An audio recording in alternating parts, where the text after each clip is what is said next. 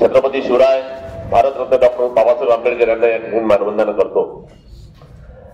आजच्या या येऊ घातलेल्या घटनेमध्ये आणि अशा प्रकारे अमानुषपणे अन्याय होणाऱ्या घटनेमध्ये आपण सर्व सहभागी झालात यातून मी प्रथम या ठिकाणी स्वागत करतो. अशा घटना वारंवार घडत आहेत त्याचं कारण शोधलं पाहिजे म्हणून आपण एकत्रित झालेला आहात. ज्याप्रमाणे कालचा मेसेज हा सौडापर्यंत गेला आणि गाव बंद हे का गाव बंद याचं कारणही समोर आलं. म्हणून या ठिकाणी शनिवारचा दिवस कालचा बाजार कुणाची व्यवसायाची नुकसान नको व्हायला हा विचार आपल्या भीमसैनिकांनी केला होता. म्हणून आजचा दिवस निवडला. आजचा हा शनिवार आणि शनिवार जर म्हटलं तर कदाचित थोडासा व्यवसाय कमी असतो पण तो व्यवसायाची नुकसान न होता हा निषेध झाला पाहिजे. मागच्या वेळेस ज्यावेळेस एक 8 दिवसापूर्वी आम्ही कोलारमध्ये भीमसैनिकांनी परभणीतील घटनेचा जाहीर निषेध करताना या ठिकाणी सर्वांना आमंत्रित केलं होतं आणि निषेध करण्यासाठी वंदे मातरम चौकामध्ये जमा व्हायचं असा ज्यावेळेस संदेश गेला त्यावेळेस एक अल्पसा प्रतिसाद या ठिकाणी मिळाला होता. आणि अल्पसा प्रतिसाद का मिळतो याचं कारण शोधण्यासाठी म्हणून आम्ही एकत्रित विचार केला की सर्व लोकांना याचं गांभीर्यच कळायला तयार नाही. या घटना वारंवार घडतात याचं गांभीर्य कळायला तयार नाही. म्हणून या ठिकाणी आपण जर निश्चित निरोप दिला की गाव बंद करून हा निषेध व्यक्त करावा आणि या घटना घडू नये म्हणून हे सरकार दरबारी याचा संदेश द्यावा म्हणून गाव बंद करण्याची घोषणा आमच्या भीमसैनिकांनी केली. गाव बंद करण्याची प्रथा ही आपण बंद केलेली आहे परंतु अशा काही घटनेचा पर्याय नाही म्हणून ही घटना केलेली आहे. त्याही वेळेस आपले गावाचं काही नियोजन असल्यास सर्वांना विचारात घेऊन चालणार व्यक्तिमत्व सुरेंद्र पाटील यांनी त्यावेळेस सांगितलं होतं की गाव बंद करण्याची प्रथा ही बंद करावी. काही घडलं तर गाव बंद होतंय, गाव बंद कोणी वारलं तरी गाव बंद होत आहे आणि काही किरकोळ घटना घडली तरी गाव बंद होत आहे. व्यवसायाला नुकसान होतात. रोजंदारीप्रमाणे जे लोक काम करतात हॉटेलमध्ये त्यांनी सकाळी जर काम केलं तर संध्याकाळी चहा मिठाला ते वंचित असतात म्हणून त्याची नुकसान होऊ नये म्हणून आपण गाव बंद करण्याची प्रथा बंद करावी. पण नाविलाज झाला. आमच्या भीमसैनिकांनी विचार केला आणि आज गाव बंद करण्याची घोषणा केली. मी माफी मागतो पण पर्याय नाही हो. लोक गांभीर्यानेच यायला तयार नाही. अशा संविधानाच्या जीवावर आपण राज्य भोगतोय, संविधानाच्या जीवावर आपण जगतोय. त्या संविधानाचा जर अपमान केला असेल तर त्या अपमानित करणाऱ्या माणसाला तो कितीही मोठा असेल तर त्याचा जाहीर निषेध झालाच पाहिजे. तुम्ही सर्वोच्च पदावर जर त्या कामाला संरक्षण मंत्री म्हणून जर काम करत असाल आणि तुमच्याकडून जर यापेक्षा असेल तर आम्ही समजायचं काय? आम्ही शिवसेनेचे काम करतो, आम्ही तुमच्या मित्र पक्षाचे आहोत. इतरांचे आहे तुम्हाला भरपूर झाले पण घरचा बाहेर देण्याची गरज तुम्हाला पडलेली आहे. याचं कारण शोधलं पाहिजे. आपण म्हणतो काँग्रेसने डॉक्टर बाबासाहेबांचा अपमान केला. काँग्रेसने त्यांच्या विरोधात उमेदवार देऊन त्यांना पाडण्याचा प्रयत्न केला निवडणुकीमध्ये. बऱ्याच ठिकाणी काँग्रेसने हा प्रकार घडवलेला आहे त्या काळामध्ये. मग काँग्रेसची नीती तुम्ही चालू केली का? अरे आमच्या दलित समाजाने तुम्हाला मतदान केलं म्हणून तुम्ही आज राज्य भोगताय हे लक्षात घ्या. 18 बगर समाजाने तुम्हाला मतदान केलं म्हणून तुम्ही राज्य भोगताय हे लक्षात घ्या. हे लक्षात आणून देण्याची वेळ तुम्ही आणलेली आहे. तुम्ही काय असं समजतात आंबेडकर म्हणजे अरे आंबेडकरांमध्ये एवढी शक्ती आहे का नावामध्ये की आमच्या नावाने जर बाबासाहेबांच्या नावाने आम्ही या ठिकाणी आंबेडकर म्हणतो आमच्या शरीरामध्ये धन मन धन आणि रक्त सळसळतं याचं कारण आंबेडकर आहेत.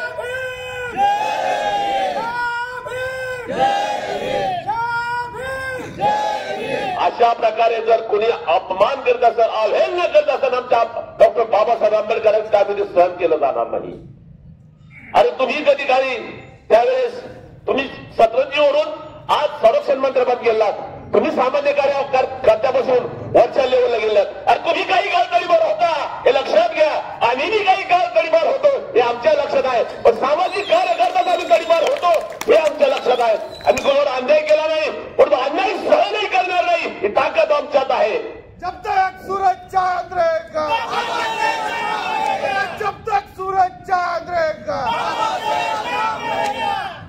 ज्या संविधानाची विडंबना परभणी या ठिकाणी करण्यात आली होती त्या संविधानाच्या प्रतीचा मोडतोड करण्यात आली होती. सांगितलं गेलं तर मनोरुग्ण आहे. अरे मनोरुग्ण नाही त्याला फक्त काय ठिकाणी ते तोडण्याचं का जाणीव झाली का त्याला वाटलं हे संविधानच तोडावा. काय एखाद्या पोलीस स्टेशनमध्ये जाऊन एखादी पुढची तोडताना आली काय एखाद्या टेबल तोडताना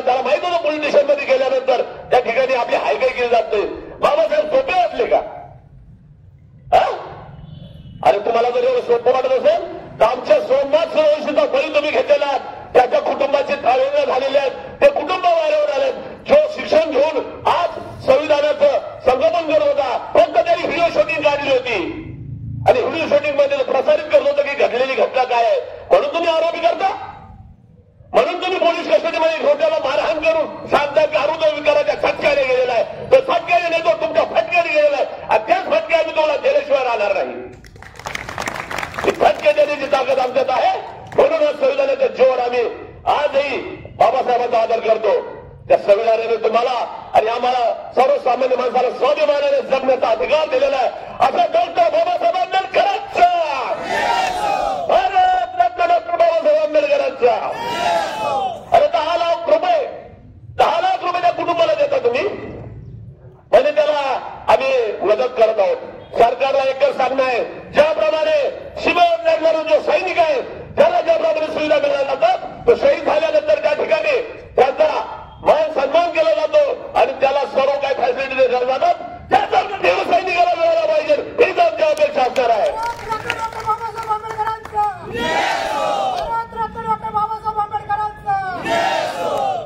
या ठिकाणी बोलणारे भरपूर आहेत, बोलणाऱ्यांना बोलून दिलं पाहिजे, बोलणाऱ्यांचं जे व्यक्तिमत्व आहे ते समोर आलं पाहिजे. 28 तारखेला आमच्या अनुदानाने शिर्डी येते भाषण कसं करावं या ठिकाणी प्रयत्न केले आहेत. त्या ठिकाणी सर्वांनी जावं आणि माईक जर हातात असला तर समोरच्याला खाम फुटला पाहिजे, प्रत्येकाने बोललं पाहिजे, प्रत्येकाने रस्त्यावर आलं पाहिजे. हा अधिकार डॉक्टर बाबासाहेब आंबेडकरांनी आम्हाला दिलेला आहे. हा अधिकार कोणी हिसकावून देऊ शकत नाही.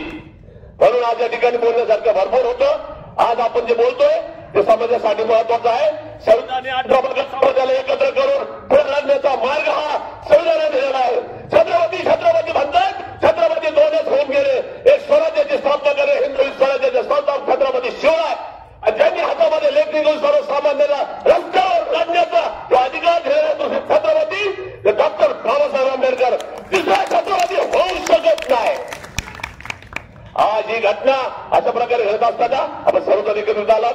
सर्व धर्मीय बांधवांच्या वतीने मी झालेल्या घटनेच्या दोन्ही घटनेचा जाहीर निषेध करतो आणि सत्ताधाऱ्यांना एकच सांगू इच्छितो, आम्ही जरी शिवसेनेत असलो परंतु आम्ही आधी भेमसैनिक आहोत, नंतर शिवसैनिक होऊया.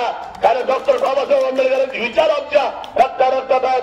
हिंदवी स्वराज्याचे संस्थापक छत्रपती शिवराय यांचे विचार आमच्या रक्तात आहेत.